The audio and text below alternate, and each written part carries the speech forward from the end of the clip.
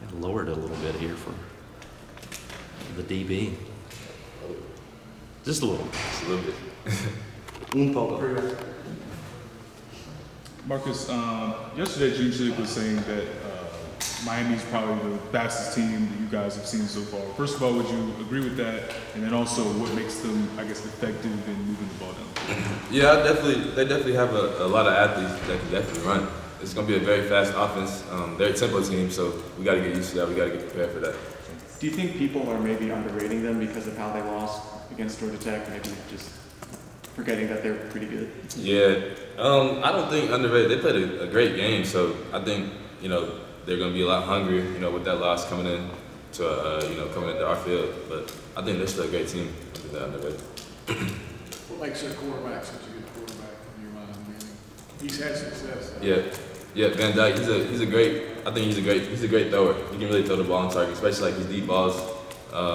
He's not putting, he's not giving DBs many opportunities to just get an easy pick. They're all on target. So I think he's a great quarterback.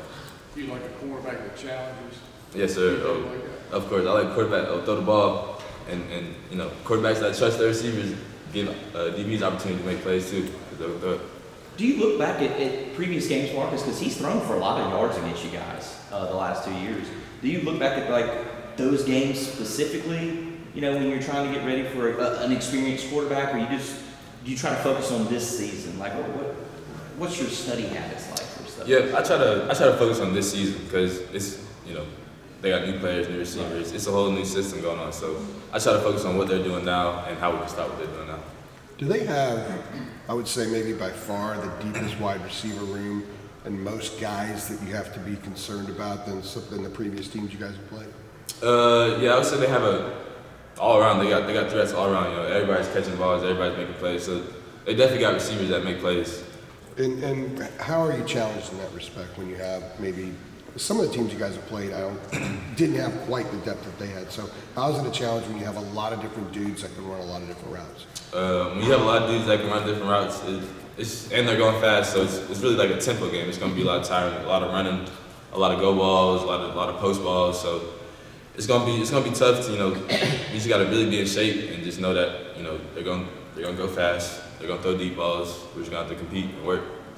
Follow up on that. Is this also a game that sort of epitomizes the need for the rush up front to be in sync with the coverage? I think every game is like that. Really, the DBs and we've been preaching that all along. The DBs and the D-line work together. The rush works. The quarterback has less time to throw. He's less accurate. The DB staying coverage allows the D-line to get to the quarterback and get sacks. So. Drake was just in here talking about how Tez helped make y'all's defensive back room better. We know he was on the scout team, and Gio Vickers kind of had funny stories about that. But what can you just kind of describe what that experience was like going against a player like Tez Walker? In practice, being on that scout team.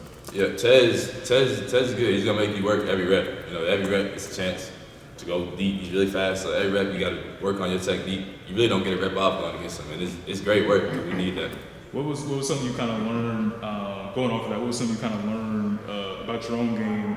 Guarding. I know you guarded him in the spring and things like that. But what's something you kind of learned going against a player like him? I worked a lot on my press technique because he's a great guy. He's a really fast guy, so you got to get hands on him. So I think that was the biggest thing. He helped me work on my press a lot. We saw some of that in camp, didn't we, Marcus? Like the times that we were in when you guys were like good on good, like it looked like you were up there trying to get the jam. Yeah, it's definitely you got to work when going against Tez, but it's great work. I needed that. I appreciate that a lot, really. Marcus, is it still weird playing with your brother in the same defensive backfield? Like, have you gotten used to it yet? Oh yeah, it's real fun. We had this one. It's just fun playing out there. We had this one punt return. We were doubling the guy, and that was really fun. Just being out there, that was really fun. Just being out there, being able to spend this time with him is something that I never thought would happen, but here I am now. Got to find a photo of that. Mm-hmm. I think he said in the offseason it's the first time you've ever been on the same team. Yeah. 4 years. Yeah. This is the first time, so I was super excited he was coming here. He said he would hang out and watch your games in Little League. Yeah, I look up to my brother a lot. I look up to my brother a lot, so being able to play with him, it's a great thing. What did your parents say when they found out that Derek was coming to Carolina and you guys would be on the same team? Oh, they were, especially my mom. They were real happy, you know, because they've been doing the split jerseys with half North Carolina, half Georgia Tech. I saw him walk into the stadium like that. But now it's just straight North Carolina, so they're really happy. What has been your personal film room focus from going back to South Carolina now? Something that you've watched very intently that you've had to maybe tweak some, that you have tweaked? I think just my technique overall. I'm a very long DB, so I gotta work on my hits. I gotta work on having fast, quick motion. So that's something I've been working on. Being long, maybe I'm presumptuous here. Does that mean that sometimes you use that length and some of the other things aren't fundamentally where they need to be, like your hips? Is that what you're saying? Yeah. And you're learning how to use everything because Yeah. of this level. Yeah, just learning how to use my whole. Obviously, length is a great thing. You know, length Yeah. can help you. It can help you get away with a lot of things, but I think you still got to be fundamentally sound, technically sound. So yeah. Marcus, do you played a lot at the end of last season? This season, when you're in coverage, and this may be ridiculous, but do you feel like you have more time or more margin for error because of how well the defensive line and the front seven are playing? Like, did you feel like last year, okay, there's going to be less time for you to cover a guy because the ball's going to be out quicker, whereas now it's like you have more room to work with this season? Does that make any sense? I don't know if it does. Yeah, I feel like that's a good thing though. That, you know, the D line getting to the quarterback and getting pressure on the quarterback. I got to cover. That's my job. You know what I mean? So, however long I got to cover. But the D line getting there and understand the defense and rushing the quarterback and getting the quarterback off time and getting the receivers off time, that's great. So it helps them. One of the things that people talked about last year was quote unquote soft coverage. You guys are playing back a little bit.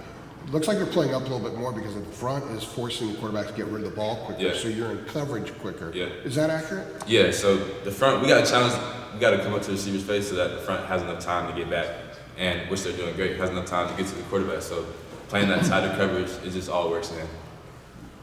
Marcus, I think it was 11 guys that caught passes for your offense against Syracuse, which, I mean, obviously is just a ton. Is that a DB's worst nightmare or a defense's worst nightmare? Like, when you know that whatever personnel package is coming on, these guys could be targeted. If you were scouting your offense, how would you try to go about stopping what those guys are putting out there? Yeah, that's definitely a thing that you got to look at if the quarterback is getting all the receivers the ball, like they're all making catches. But in terms of offense, that's a great thing. It was really fun watching that, seeing everybody get a chance to eat, seeing everybody get a chance to make plays. So, yeah. Marcus, late in that game on Saturday, a lot of the younger defensive players got a chance to get in. Mario Campbell's interception, probably the highlight of that, part of the game. But from your perspective, how was it seeing some of those guys get in, and just what were your thoughts on? Well, also, what are your thoughts on just kind of the way that they've been able to develop so far?